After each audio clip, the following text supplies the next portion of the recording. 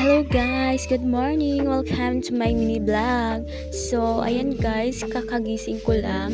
Bago ako bumangon guys, nag-isip-isip muna ako kung anong gagawin ko ngayon. Sobrang ginawa naman sa kwarto ko guys. Ayan tuloy, nangangati na buong katawan ko sa kakahiga. Sa totoo lang guys, nag-aantay pa akong sermonan ni mama. Di kasi kumpleto ang araw ko pag walang sermon.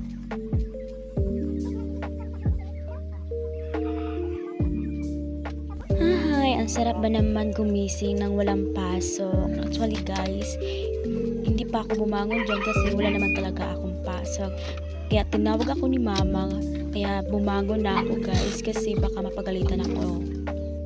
Pero hindi natin pwedeng kalimutan bago gumising, dapat mag-pray muna. Ang dami ko talagang dinasal dito, pati ba naman si Crush, nasali ko na, huy, Diyos ko mo, Marimar. Ang katiba naman ng ulo ko, halatang walang ligo.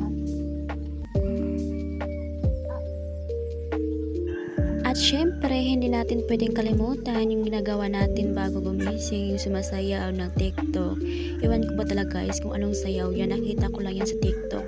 Ganyan talaga pakpak, ganyan, pakpak, ganyan bish, go lang for the go. So ayun guys, iwan ko talaga kung anong moves yan. Nahihirapan din ako sa kamay ko kasi medyo masakit. Kahapon kasi maasa ako ng mabigat. Ayan guys, pakpak, may pagalaw-galaw sa buhok. Ayan guys, medyo miga na eh. Paglabas ko ng bahay namin guys, ay dumiretso muna ako sa tangkalan ng rabbit namin. Actually guys, 2 taon na namin dyan. Ayan tuloy sila, sobrang cute nila. Ayan, I love you boo, I love you. At syempre, hindi ako magpapahuli, sasama ako sa video nyo.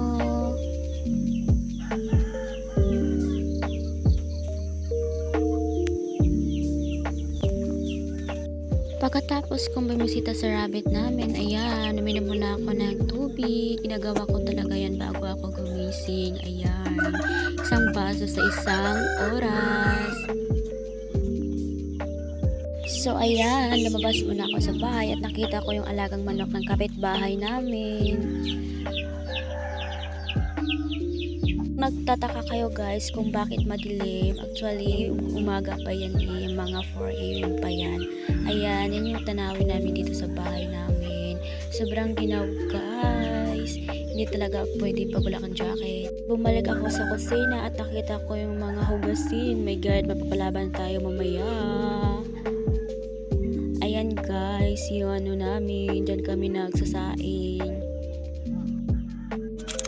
Since maginaw naman, naisipan kong magtimpla ng kape muna. At ang kape na ginagamit ko, Greatest. Simula bata, napakahilig ko na talaga sa kape. Iwan ko ba, natutunan ko na lang talaga sa mga magulang ko yan.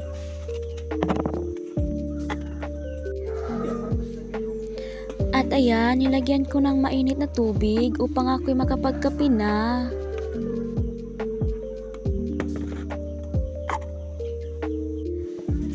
Kung nagtataka kayo guys kung bakit sa kwarto ako nagkape, abay sobrang ginawa naman sa labas guys. At syempre, di kumpleto yung kape pag walang pandesal. Sobrang init ba naman napasa tuloy labi ko. Ay, napakasarap ba naman itong pandesal? Habang ako umiinom ng kape, napapaisip muna ako, ano bang gagawin ko mamaya? So ayun guys, parang hindi ako nabusog sa kape, kaya kumuha ko ng pagkain at nakita ko tong dayok na ito sa ilalim ng misa. Subukan yung kumain nito guys, ay talagang hahanap-hanapin nyo talaga ito. Kaya kumuha ako ng loto. Ang tagal ba naman buksan ng dayok na ito, parang ayaw ipakain. Ayan tuloy, nahirapan ang Disney princess nyo. Sa wakas, nabuksan ko na rin. Ayan, nabuksan ko na at inamoy ko muna. Kaya nilagyan ko na yung plato ko. Ang tagal ba naman makuha? Gutom na talaga ako sa oras na to. Parang gusto ko nang umiyak kasi ang tagal talaga makuha. So ayun na nga, nakuha ko na talaga.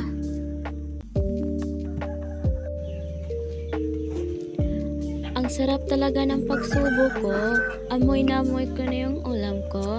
Napapalaban tuloy ako. Sige lang, subo lang ng subo tayo hanggang sa tayo magsawa. Katulad niya, nagsawa na siya sa akin. Ay, shit naman. Sige lang, beshi. Sumubo ka pa hanggang yung tiyan ay lumaki. At syempre, di talaga mawawala yung kape. Feel na feel ko talaga yung pagsubo. Parang ayaw ko talaga tumigil kumain. Ano ba naman kasi, ngayon lang ako bumalik kumain ng dayok. Yan tuloy si Bishi. Parang ayaw tumigil kumain. Sige lang. So since tapos na tayo kumain, lumabas muna ako para bumili ng wifi code kasi nauubusan na ako.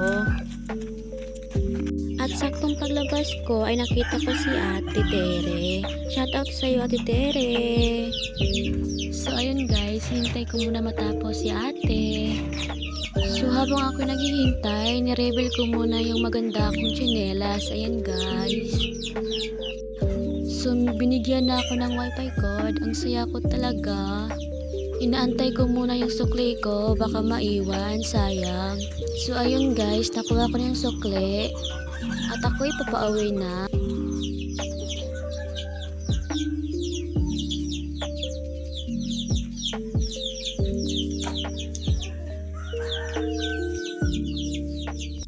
So ayun guys, ako naglalakad. Actually malapit naman talaga yung tindahan dito.